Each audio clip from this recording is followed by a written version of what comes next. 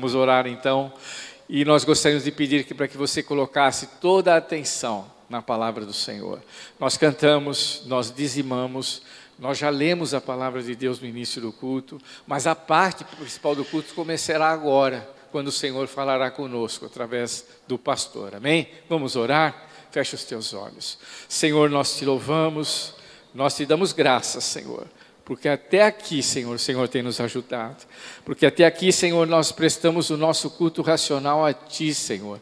Na forma de louvores, na forma de hinos, na forma de adoração.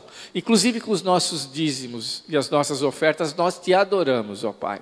Mas nós queremos Te pedir agora a Tua bênção, a Tua graça sobre a vida do pastor, para que Tu possas ministrar ao coração dele, para começar no coração dele, mas também estender a cada um dos aqui presentes, daqueles que estão nos escutando pelo YouTube. Senhor, que essa palavra possa penetrar os nossos corações e a nossa mente, e ela possa encontrar, Senhor, um terreno fértil, um terreno arado, gradeado, pronto para que a semente possa ser colocada, para que ela possa um dia, Senhor, brotar e frutificar no futuro. É o que nós pedimos nessa noite e agradecemos em nome de Jesus. Amém.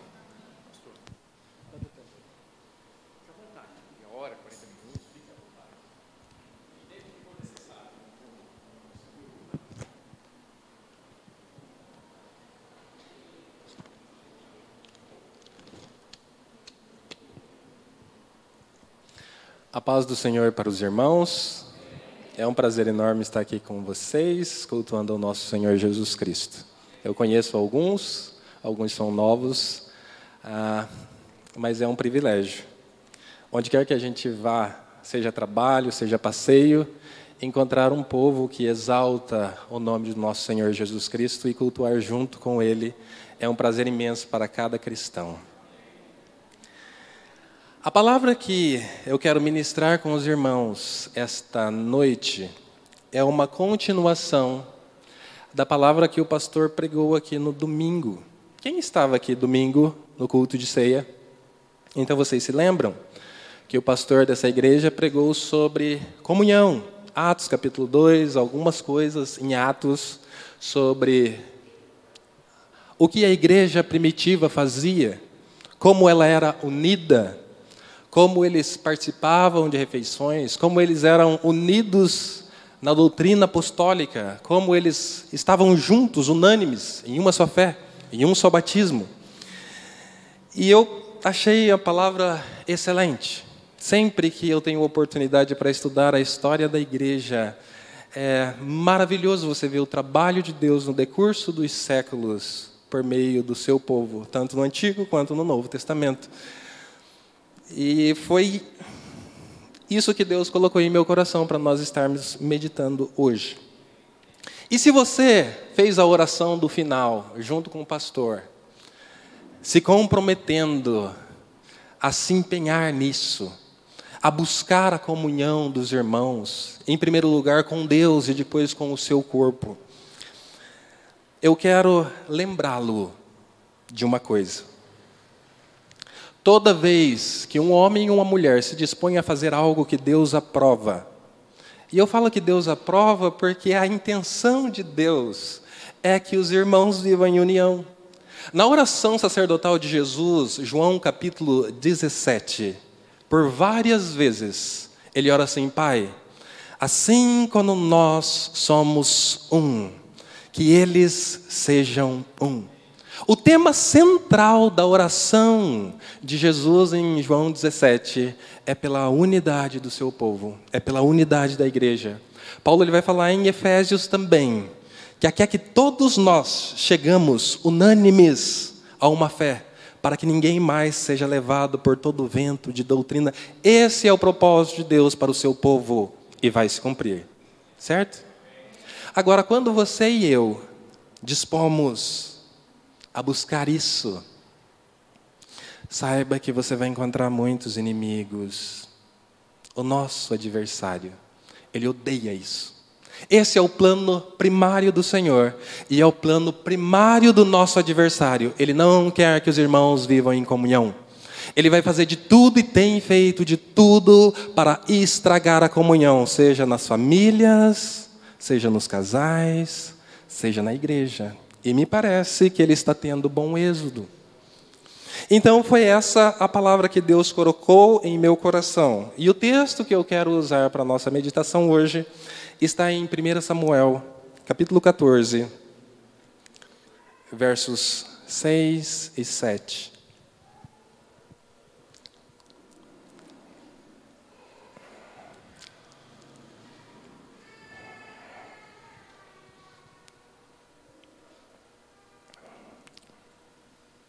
Primeira Samuel, capítulo 14, versos 6 e 7, diz assim: E Jonatas disse a seu escudeiro: Vamos ao destacamento daqueles incircuncisos. Talvez o Senhor haja em nosso favor, pois nada pode impedir o Senhor de salvar, seja com muitos ou com poucos. Disse o seu escudeiro: Faze tudo o que tiveres em mente, e eu irei contigo. Amém. Meus irmãos, quando nós falamos de unidade de igreja, quando nós falamos de se unir como um povo, talvez algumas pessoas que nos ouvem sorri, faz uma chacota, faz uma piada. Vocês querem unidade do povo? Vocês não são protestantes? Sim, somos. Pois vocês foram responsáveis de destruir a igreja e agora falam de unidade. Que palhaçada. Eu não sei se vocês já ouviram isso, mas isso é sempre ouvido por pessoas que são crentes protestantes como nós. E uma vez, um homem chegou diante do pastor Martin Lloyd-Jones. Ele estava fazendo um estudo sobre a igreja, sobre a unidade da igreja, e ele falou exatamente essas palavras: foram vocês os responsáveis por destruir a igreja e agora falam de unidade. Como que você pode pregar isso? Antes do pastor Martin Lloyd-Jones respondê-lo com a sabedoria e a unção do alto, ele falou assim: você pode voltar outro dia? Quando você voltar, antes de você voltar, por favor, leia o livro de Atos todo, e depois nós vamos ter essa conversa. E o homem, tudo bem, ele foi para casa. Ele leu o livro de Atos, e ele voltou. Eu vim receber a resposta que o Senhor me disse. Ele falou: você leu o livro de Atos? Li. A igreja que você está falando que nós dividimos, ela se parece com aquela que você leu no livro de Atos? E ele falou: não, na realidade é bem diferente. Então o pastor Martin Lloyd-Jones, ele disse assim: meu amado, não fomos nós responsáveis por dividir. Na realidade, nós seguimos orientação do alto. Não foi Jesus o responsável por dividir o povo judeu, mas foi Deus em quem fez aquela divisão, aonde o próprio Zacarias, quando pega o bebê no colo, ele fala assim: esse bebê será alvo para a divisão de muitos, o erguimento de alguns e o abatimento de outros. Onde quer que o verdadeiro evangelho chegue, vai haver uma divisão, e nem sempre é uma divisão ruim. Às vezes é uma divisão boa, onde Deus resgata o seu povo do pecado, da iniquidade, da malícia, do mal. Hoje não é diferente entre os protestantes. Quantos de nós se perdemos? Não pense que eu estou falando isso, e se tiver alguém que me ouve aqui, que frequenta, que congrega em uma igreja católica longe de mim, estar falando algo a esse respeito, mas hoje muitas igrejas evangélicas que se dizem protestantes estão em situação muito pior. Nós viramos as costas para Deus, entramos no mar de idolatria, e talvez seja a hora de Deus resgatar mais uma vez o seu povo para trazer eles a santidade, a unidade. E unidade, a verdadeira unidade, só é possível Quando a palavra de Deus encontra guarida em corações. Quando a palavra de Deus é vivida, é amada, é praticada. E é a palavra que faz essas coisas. Quando nós lemos homens e reformadores, a intenção deles nunca era dividir a igreja, mas levar ela a uma compreensão das Escrituras. Mas você sabe que onde a verdadeira unidade chegar, sempre vai haver uma guerra. E é por isso que nós estamos sempre preparados. Você quer viver unido com seus irmãos? Você quer viver junto em uma igreja firme, forte, alicerçada? Então, prepare-se para guerrear. E nosso inimigo, ele é extremamente estrategista. O texto que nós lemos fala de Jonatas. E a primeira coisa que nós aprendemos nesse texto é que não precisa ter muita gente, não precisa ter muitas pessoas quando homens e mulheres de Deus estão dispostos a fazer a vontade do Senhor. Jonas e seu escudeiro, eles fazem algo que todo o exército, junto com seu pai, não faz. Jonatas e seu servo, eles estão com uma visão. Eles estão vendo algo que está acontecendo. E o que está acontecendo? Abel, qual era a situação do povo? Qual era a situação que o povo e o exército de Deus se encontravam? Se fôssemos responder em apenas uma palavra, seria opressão.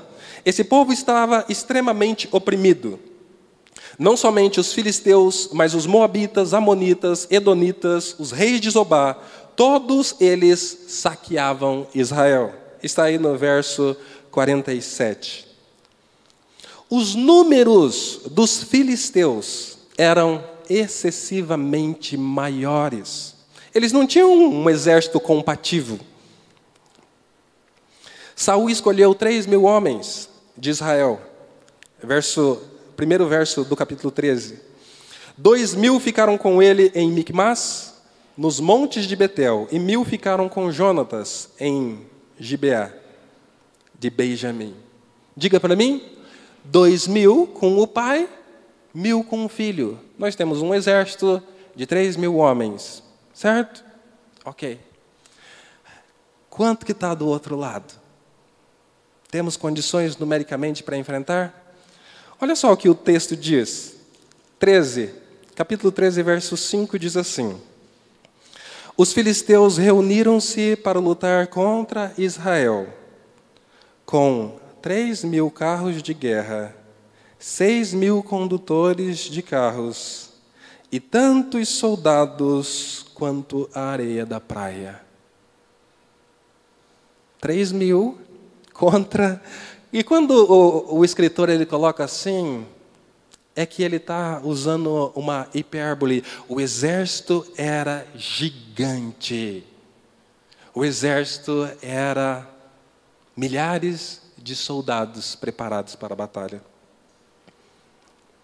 Bom, se você estivesse entre os 3.000 de Saul, ou os 2.000 de Saul, ou 1.000 de Jonatas, talvez batesse aquele medo, aquele pavor. Quem se lembra de Gideão, lembra qual foi a atitude dos soldados, lembra? Medo, pavor, batendo no peito. E Gideão fala, quem tiver com medo, quem for covarde, pode voltar para trás. 22.000 volta. E os 10.000, eu acho que ficaram com mais apreensão ainda. Mas Deus, Ele não se surpreende com isso. Nós se surpreendemos com números, mas Deus não. Mas essa era a condição do povo. Se isso não fosse o bastante, eles estar totalmente em desvantagem, temos mais problemas desencorajadores pela frente. Vejam aí comigo do 19, capítulo 13, do 19 ao 22, diz assim: naquela época não havia nem mesmo um único ferreiro em toda a terra de Israel, pois os filisteus não queriam que os hebreus fizessem espadas e lanças. Assim, eles tinham de ir aos filisteus para afiar os seus arados, enxadas, machados e foices. O preço para afiar rastelos e enxadas era 8 gramas de prata e 4 gramas de prata para afiar tridentes, machados e pontas de aguilhada. Por isso, no dia da batalha, nenhum soldado de Saul e Jonatas tinha espada ou lança nas mãos, exceto o próprio Saul e o seu filho Jonatas. Bom, agora você está num exército que é um número bem pequeno e tem um exército gigante na sua frente, mas se o número não bastasse, você tem um monte de soldados sem espada, sem lança, desarmados. Talvez a única coisa que eles tivessem aqui seria arco e flecha, algumas fundas, que eles lutavam com essas armas também. Mas para a batalha corpo a corpo, era necessário você empunhar uma espada, uma lança. Quem assistiu filmes de guerra do mundo antigo sabe que quando exércitos se confrontam, se você não tem uma espada, meu filho, você está à beira da morte. O texto nos fala que os filisteus não queriam que o exército de Israel tivessem espadas e lanças. E por que eles não queriam? É óbvio, meu irmão, é uma arma de guerra. E o seu inimigo não quer que você empunhe armas de guerra. Alguém lembra de um homem na Bíblia chamado Adoni-Bezeque? Lá no livro de Juízes, logo que você começa a ler, vai falar que esse Adoni-Bezeque, ele fazia guerra contra os reis. E ele tinha uma estratégia que é a estratégia diabólica. Qual que é a estratégia diabólica? Tirar as armas de vocês. Fazer com que vocês não empunhem mais a espada. E causar um desequilíbrio em você, ao ponto de você não conseguir ficar em pé. E Adoni-Bezeque, ele fazia isso cortando 4 dedos do seu corpo. Adoni-Bezeque, ele cortava os 2 polegares da mão esquerda e da direita, e os 2 polegares dos pés. E ele acabava com um homem. Nunca mais esse homem conseguia empunhar uma espada. Nunca mais ele caminhava ou corria direito, porque ele ficava totalmente dependente. E ele comia migalhas na mão de Adoni-Bezeque. Por que eu estou falando isso? É óbvio que o que foi escrito foi para nossa instrução, mas o inimigo das nossas almas, ele sabe que se o dia que o povo de Deus empunhar a sua espada, manejá-la corretamente, nós temos um inimigo favorável para lutar. O dia que o povo de Deus se equilibrar e se aprumar e seguir as pesadas do nosso mestre, que é o Senhor Jesus, nós temos que temer, e ele sabe disso. Então a estratégia do nosso inimigo: não deixe que eles empunhem as armas. Não deixe que eles confiem nessa palavra. Não deixe que eles leem, que eles estudem, que eles meditem, que eles decorem, que eles memorizem a tua palavra. Pois eles serão presas fáceis quando não possuem armas. Os irmãos conhecem o missionário Ronaldo Lidório? Ronaldo Lidório, ele esteve um tempo na África fazendo missões. E quando ele voltou, ele conta em um dos seus testemunhos, ele fazia missões em um lugar onde os muçulmanos não deixavam entrar nenhum tipo de Bíblia, literatura cristã. E a estratégia dele era fazer o seguinte: fazer um culto aos sábados, convidar os irmãos de longe, e eles vinham às vezes 3 dias de viagem a pé. E eles faziam o culto, ele dava 3 versículos para eles memorizarem, para voltarem para a sua aldeia e passarem para os seus conhecidos. E ele conta que uma mulher viajou 3 dias para participar de um culto desse. Ela participou do culto, eles terminaram e ela voltou cheio de alegria com 3 versículos memorizados. E depois de 1 dia e meio, ela chega na aldeia de novo e ele fez os cálculos e falou: ela não chegou em casa. E ele foi até ela perguntar: minha irmã, o que aconteceu? Não deu tempo de a senhora chegar na sua casa. E por incrível que pareça, ela virou para ele e falou assim: pastor, eu estava na metade do caminho e eu esqueci o último versículo.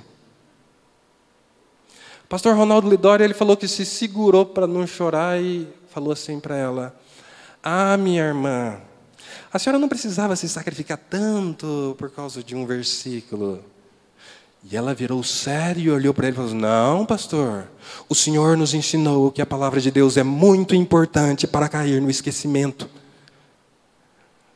Na hora ele pensou que tantos nós no Brasil que temos 1, 2, 3, 10 Bíblias, mas não valorizamos. E por que não? Porque o inimigo tem roubado a espada de nossas mãos, quando ela está tão próximo, na cabeceira da cama ou na estante, mas não se leem. Qual foi a reação quando o exército de Israel ficou sabendo de tudo isso? Como eles reagiram? Um exército numeroso, nós sem espada, no dia da batalha.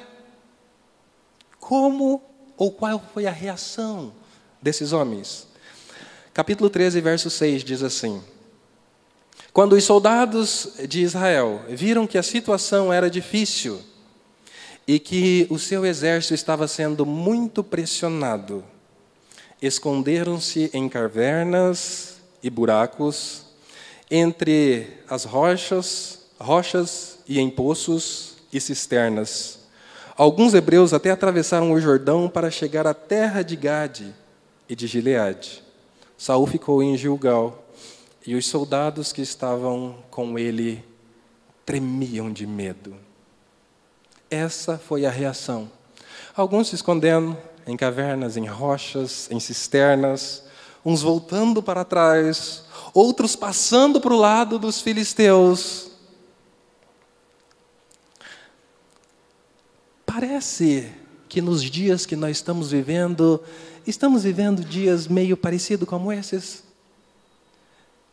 Se você já analisou não somente a igreja no Brasil, mas a igreja no Ocidente, não parece situações bem parecidas com o que está acontecendo aqui? Por favor, responda só levantando a mão. Do tempo que você é cristão, você já tem visto muitas pessoas abandonarem a fé cristã? Muitos voltarem para trás?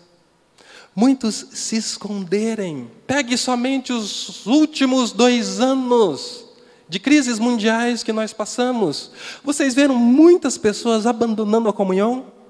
Muitas pessoas abandonando com medo de tudo e de todos, tremendo de medo.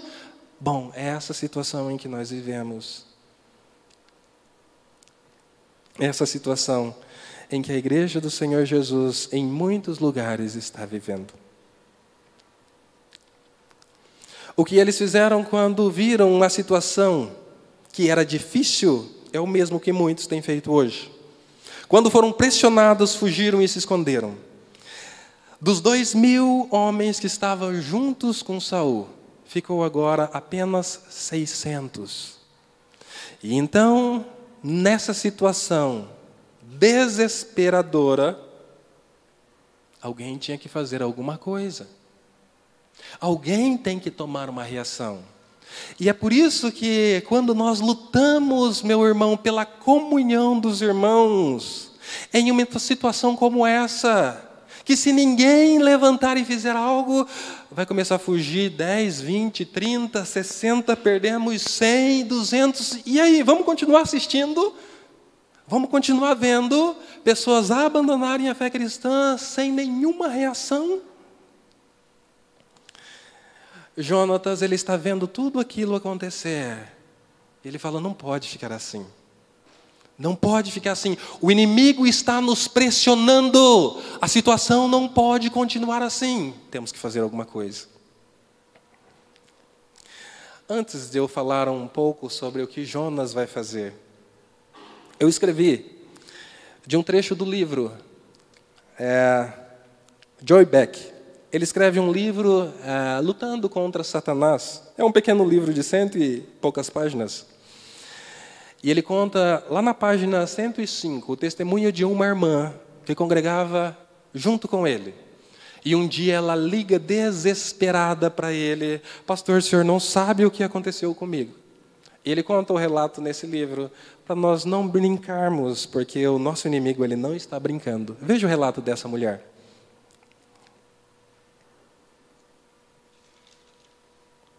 Um dia, uma irmã telefonou-me, bastante abalada.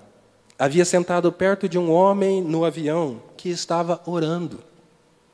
Quando ele terminou, ela perguntou calorosamente: então você é cristão? Não, ele respondeu depressa. Pensei que estivesse orando. Ela persistiu. E eu estava, disse ele. Depois de alguns minutos, essa senhora da minha igreja perguntou: meu senhor, posso perguntar a quem você orava? Ele fez uma pausa e então disse: estava orando para Satanás. Por que você oraria para Satanás? Ela perguntou, incrédula. Ele respondeu: eu pedia que Satanás tivesse sucesso em cortar o relacionamento entre pelo menos 30 pastores e suas congregações na América do Norte nesta semana. A irmã da minha igreja ficou estupefada com o que ela ouviu. E quando me contou, disse: aquele homem, pastor, parecia tão sincero quando orava. Ela me disse, parecia mais sincero do que muitas das minhas orações que eu faço a Deus. Nós não estamos em uma situação confortável, meus irmãos. Nós estamos sendo pressionados por todos os lados. Mas parece que alguém ainda não está vendo ou não quer ver a situação em que nós vivemos. Mas se você pedir orientação para Deus e abrir os seus olhos, você vai ver que a situação que nós estamos é realmente uma situação difícil. Mas Jonatas, ele quer nos dar alguns conselhos maravilhosos. E qual é a reação que Jonatas e seu escudeiro têm? É o texto que nós acabamos de ler. Ele começa lá e diz assim: talvez o Senhor haja em nosso favor, pois nada pode impedir o Senhor de salvar, seja com muitos ou com poucos. Agora, se 3.000 homens é pouco para lutar contra um exército de milhares, e 2? E Jonatas e seu escudeiro? Ah, meus irmãos, mas Deus é o Deus dos céus e da terra. O Deus de Jonatas é o Deus grande e temível na terra. E Jonas, ele começa fazendo algumas coisas muito importantes. Veja o verso 1 do capítulo 14.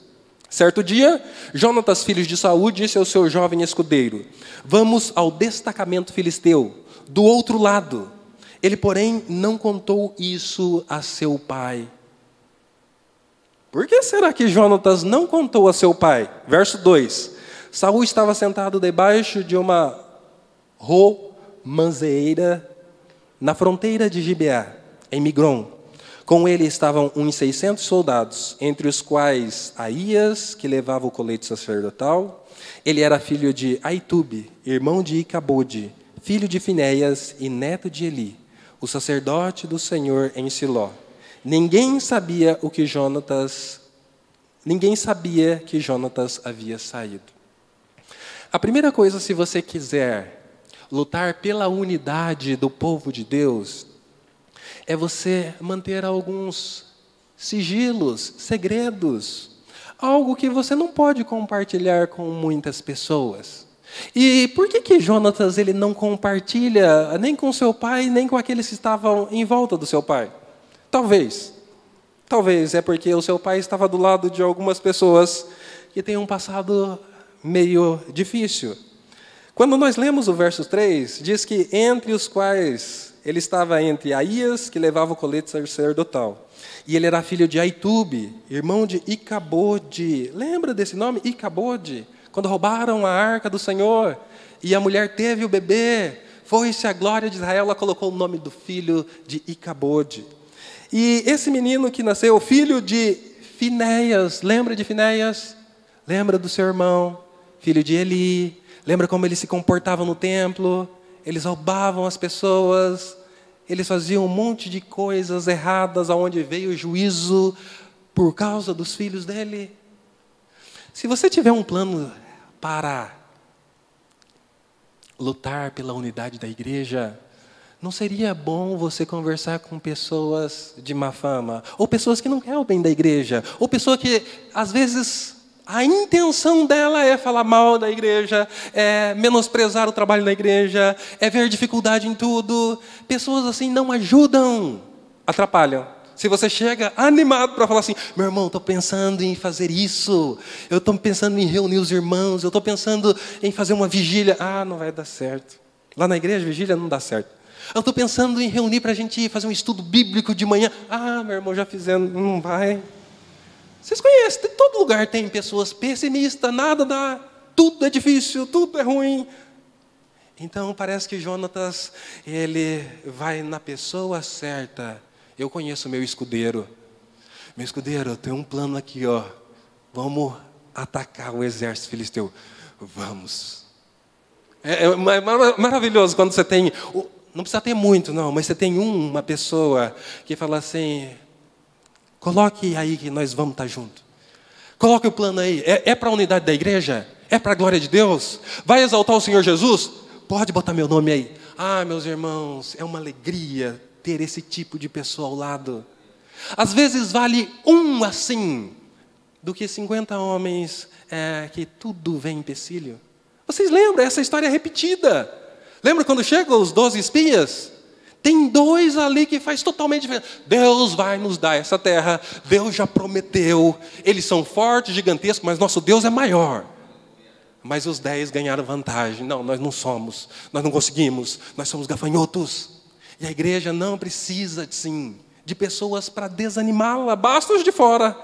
Agora, quando você for compartilhar um plano, então, feche um pouco a sua boca, analise aqueles irmãos que são empenhados pela unidade da igreja, então compartilhe. Com certeza eles vão o apoiar.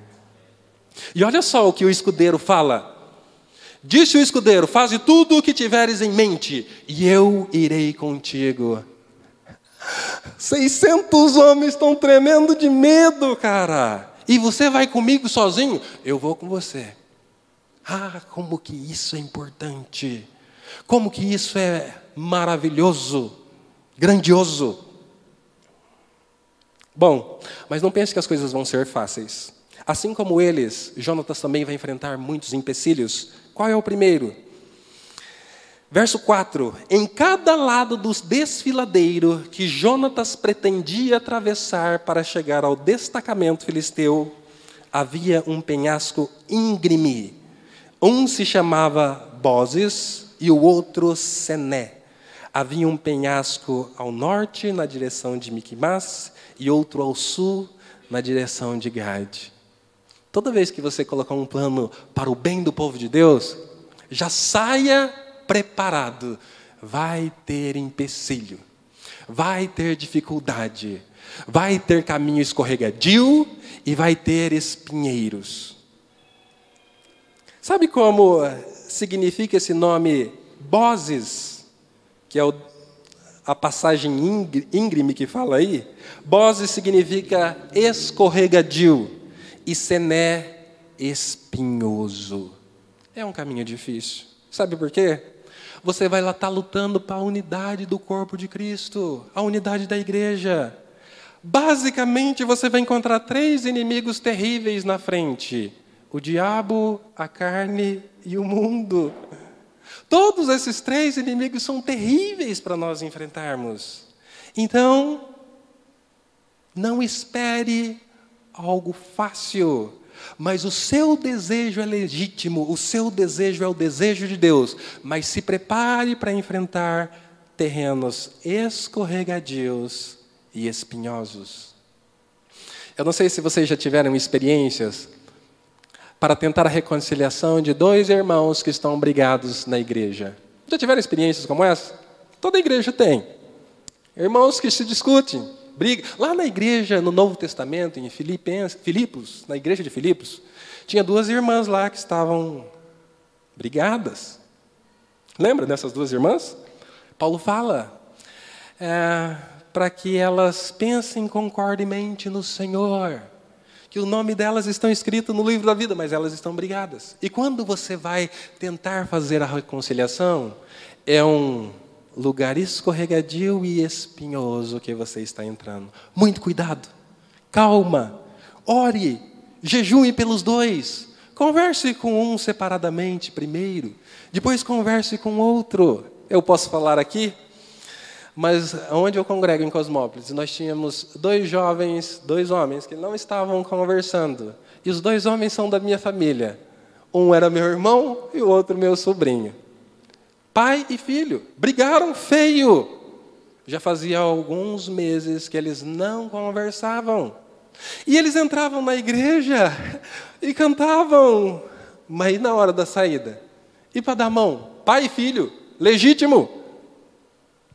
E eu fui trabalhar com meu sobrinho.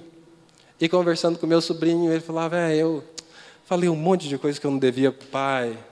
Eu xinguei ele, a gente brigou feio. E aí conversava com meu irmão, Amós, ele me maltratou. E aí você vai, não, mas ele é seu filho. Você não pode perdoar ele? Mas ele pisou na bola. Aí você vai para o filho. Mas você pede perdão para o seu pai. Ele é seu...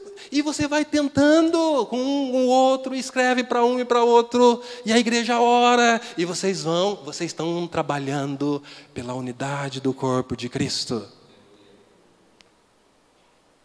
E é hoje alegria em ver os dois louvando no grupo, um tocando, o outro cantando, e quando eles acabam, eles se abraçam, eles dão risada junto. Pai, eu te amo. Meu filho, eu te amo. Por quê? Porque igreja é lugar disso, de lutarmos pela comunhão, pela restauração, pelo perdão da família, do povo de Deus. Como que é maravilhoso servir ao Senhor Jesus, meus irmãos.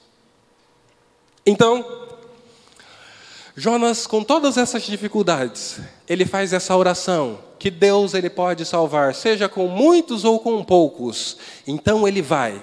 Ele faz uma prova com Deus, e ele combina com o seu escudeiro. Se eles falar, quando nós estivermos chegando, se eles falar, parem aí, nós vamos parar.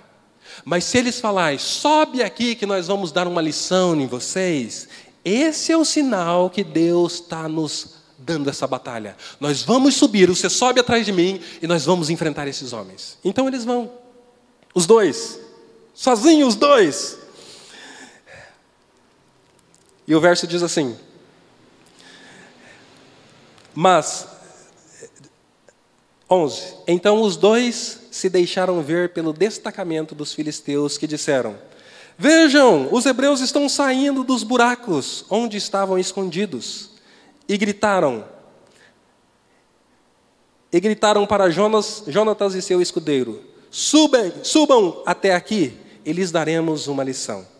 Diante disso, Jonatas disse ao seu escudeiro, siga-me, o Senhor os entregou nas mãos de Israel. Jonatas escalou o desfiladeiro usando as mãos e os pés, e o escudeiro foi logo atrás. Jonatas os derrubava e o seu escudeiro logo atrás dele os matava. Naquele primeiro ataque, Jonatas e seu escudeiro mataram cerca de 20 homens numa pequena área da terra. Você vai falar, 2 homens, Abel, partiram e tiveram êxito? Tiveram, porque eles combinaram e Deus estava com ele. Se tiver, meus irmãos, 2 pessoas em uma congregação que elas estão dispostas a lutar segundo a maneira de Deus, Deus traz um avivamento e restaura o seu povo. Sabe qual foi a reação da atitude de Jonatas e seu escudeiro? Primeiro, o exército filisteu entrou-se e ficou apavorado. Eles viram que os israelitas estavam atacando, mas era só 2 homens. E nesse apavoro dele, o exército que estava com Saul ouviu o grito e Saul falou, passa a revista na tropa, está faltando alguém? E quando passaram a revista, estava faltando Jonatas e seu escudeiro, e ele descobriu que Jonatas tinha subido e atacado o povo. Quando Israel fica sabendo que Jonatas e seu escudeiro foi e atacou o povo e estavam matando seus inimigos, veio ânimo no povo. O povo se reanimou. E olha só a atitude. Vamos lá para o verso 20, para nós encerrarmos. Na mesma hora, Saul e todos os soldados se reuniram e foram para a batalha. Encontraram os filisteus em total confusão, ferindo uns aos outros com suas espadas. Alguns hebreus, que antes estavam do lado dos filisteus e que com eles tinham ido ao acampamento filisteu, passaram para o lado dos israelitas que estavam com Saul e Jonatas. Quando todos os israelitas que haviam se escondido nos montes de Efraim ouviram que os filisteus batiam em retirada, também entraram na batalha, perseguindo-os. Assim, o Senhor concedeu vitória a Israel naquele dia, e a batalha se espalhou para além de Bet-Avém.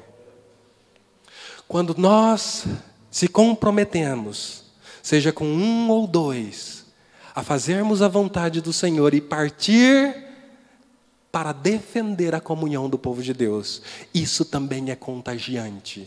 Vai contagiar outros. Isso vai falar no coração de outros, e outros vão falar: vocês estão indo? Eu quero ir também. Vocês estão indo? Eu quero ir também.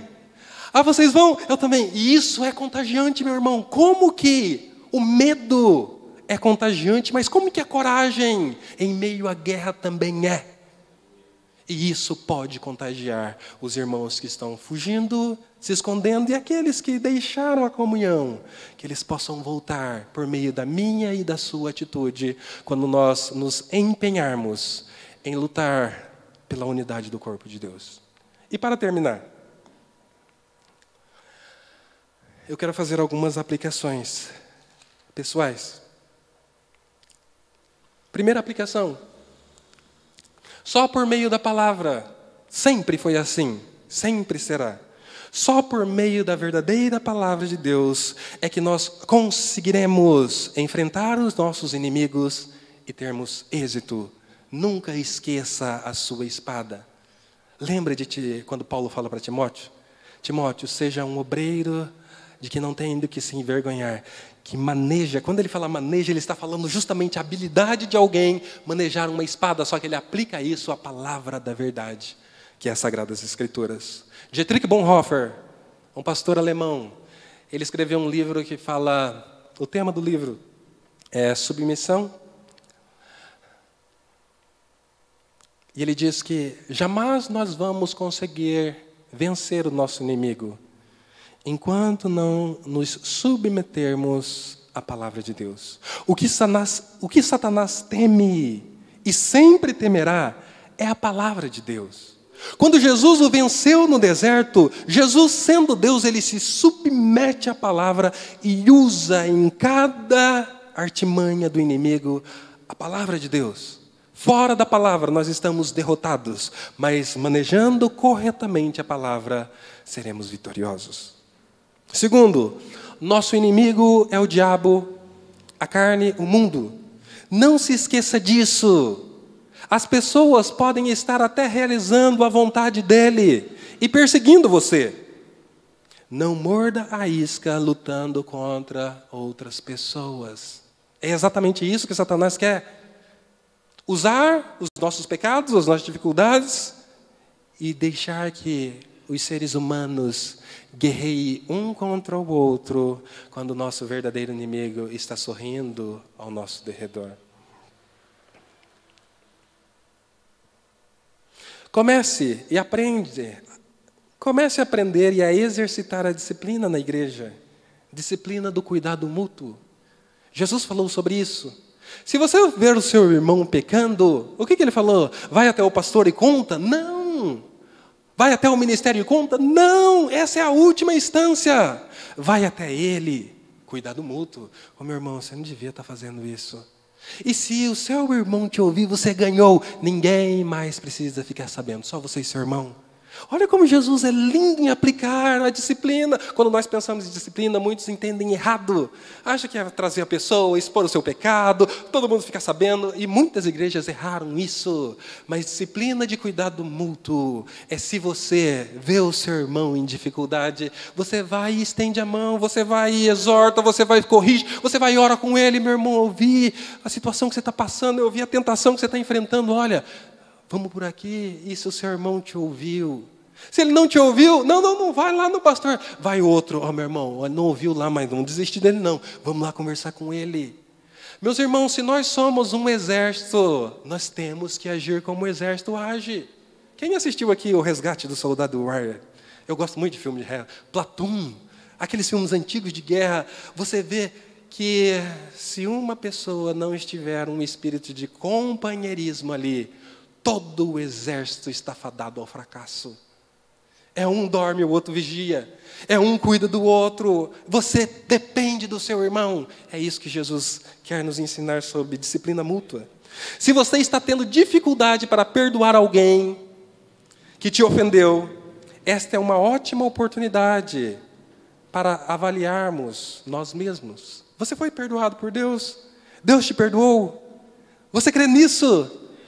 E por que você está com tanta dificuldade em perdoar outra pessoa que te ofendeu tão pouco?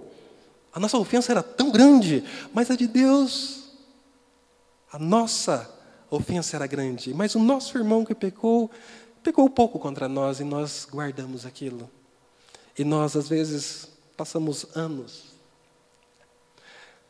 Tempo não resolve isso, meu irmão, tire isso da cabeça. Vai passar o tempo, depois eu volto a conversar. Não resolve.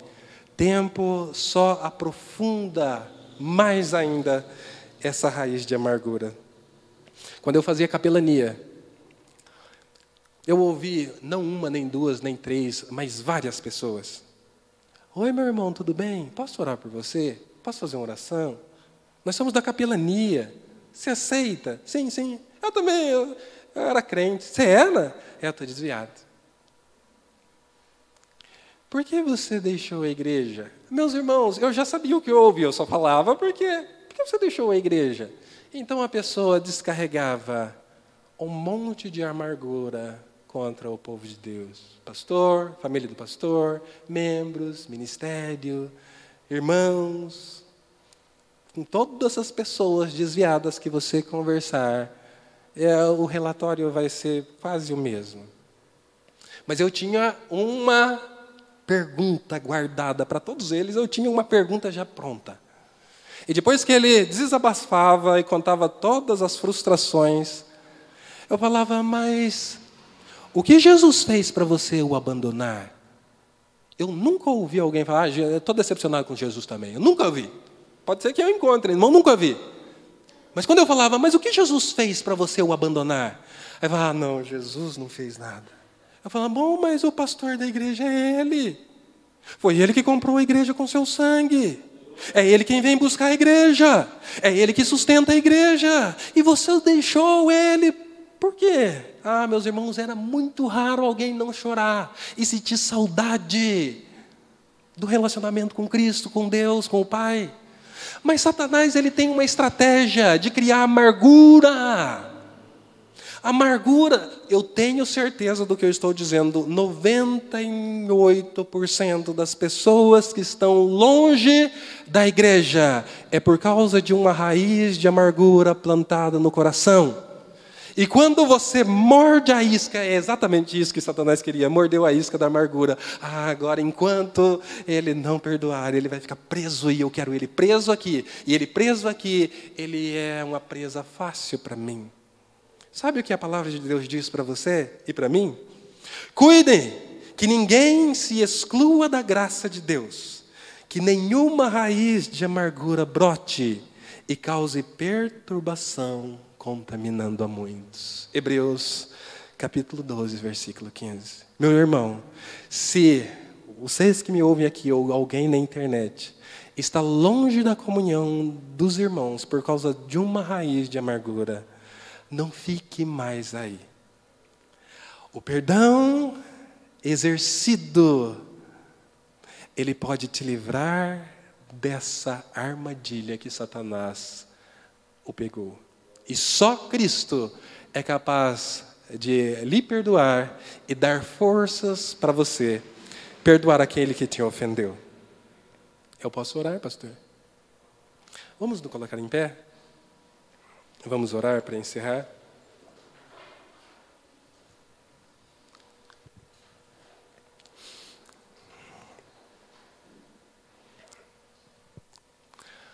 Pai bendito, nós te agradecemos por esse momento que passamos aqui. Te agradecemos, Senhor, pela tua palavra que é verdadeira, que é fiel, que é rica, que pode, Senhor, solucionar as crises que enfrentamos. Nós meditamos, Senhor, no problema que o teu exército estava enfrentando há muitos anos atrás. E, por incrível que pareça, nós estamos vivendo dias bem parecidos com aqueles. Bastante pessoas deixaram a comunhão, alguns estão escondidos, Senhor. Alguns estão tremendo de medo, pois sabe que estamos cercados, estamos sendo atacados por todos os lados. Mas também, Senhor, a tua palavra nos mostra uma diferença. Jonatas e seu escudeiro, eles fazem diferença nesse exército. E por meio deles veio vitória, veio ânimo, veio, Senhor, volta do teu povo que tinha abandonado a comunhão, e agora o teu exército foi se restabelecendo. O nosso pedido é que o Senhor possa fazer isso. Nós temos um capitão, que é o Senhor Jesus Cristo, que venceu a batalha e tem nos conduzido por esse caminho. Mas nós, assim como eles, muitas vezes estamos com medos, estamos voltando atrás, estamos decepcionados. Mas te pedimos graça, ó Pai. Nos dê, Senhor, a coragem que o Senhor deu a Jonatas e seu escudeiro. Nos encha, Senhor, com o temor do Senhor. E nos ajuda, Senhor, a lutar pela comunhão do teu povo. Pois eu tenho certeza que é uma luta legítima que o Senhor deseja que cada um se empenhe. E esse é o meu pedido que eu faço. No nome de Jesus. Amém. Amém. Deus abençoe, meus irmãos.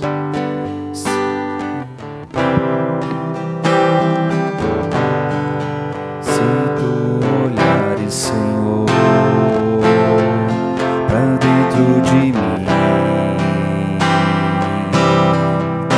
nada encontrarás de bom, mas um desejo eu tenho de ser transformado. Preciso tanto do teu perdão, dá-me um novo coração, dá-me um coração igual ao teu, meu mestre, dá-me um coração igual ao teu, coração disposto a obedecer, cumprir todo o teu querer. Dá-me um coração igual ao teu, dá-me, Senhor, dá-me um coração igual ao teu, meu mestre, dá-me um coração igual ao teu, coração disposto a obedecer, cumprir todo o teu querer. Dá-me um coração igual ao teu. Amém. Glória a Deus. Obrigado, pastor Abel. Uma excelente palavra. Que Deus continue te usando de forma poderosa para tocar no coração das pessoas que servem a Deus e trazê-las de volta a Cristo. Muito obrigado mesmo, de coração. Vamos aproveitar e orar para encerrar o culto. E ontem à tarde a gente também estava aqui na igreja e nós estamos orando pela unidade, né? Eu sei que a unidade, depois de conquistada, ela tem que ser ainda, há uma luta, sempre, até a volta de Cristo. A unidade na família, a unidade na igreja, a unidade entre nós irmãos aqui, é uma luta constante.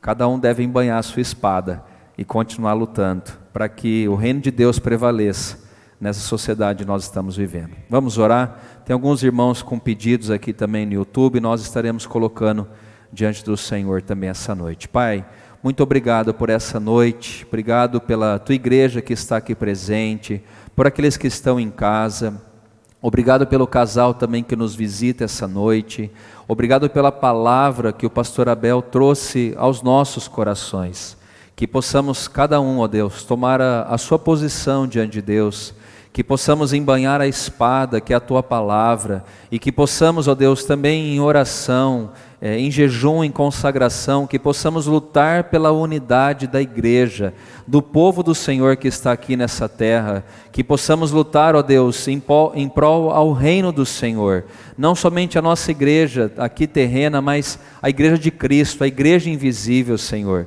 que haja entre nós amor, que haja entre nós unidade, que haja entre nós sensibilidade para cuidarmos uns dos outros, como o Senhor também tem cuidado de cada um de nós. Abençoe aqueles que colocaram aqui os seus pedidos de oração, abençoe os que estão em casa, abençoe os que estão aqui na igreja, cada família, cada membro, Senhor, que o Senhor possa estar abençoando essa noite, e que as portas do inferno não prevaleçam contra a igreja de Cristo, que é o nosso Senhor. Pai, que o Senhor nos dê um restante de semana, um final de semana abençoado na tua presença.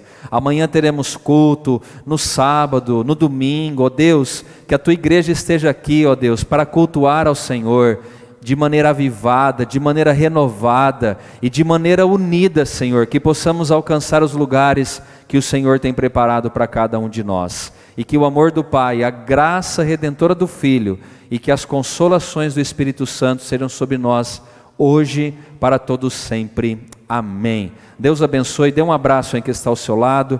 Obrigado, pastor Abel, aos visitantes também e a todos que estão aqui. Deus abençoe em nome de Jesus.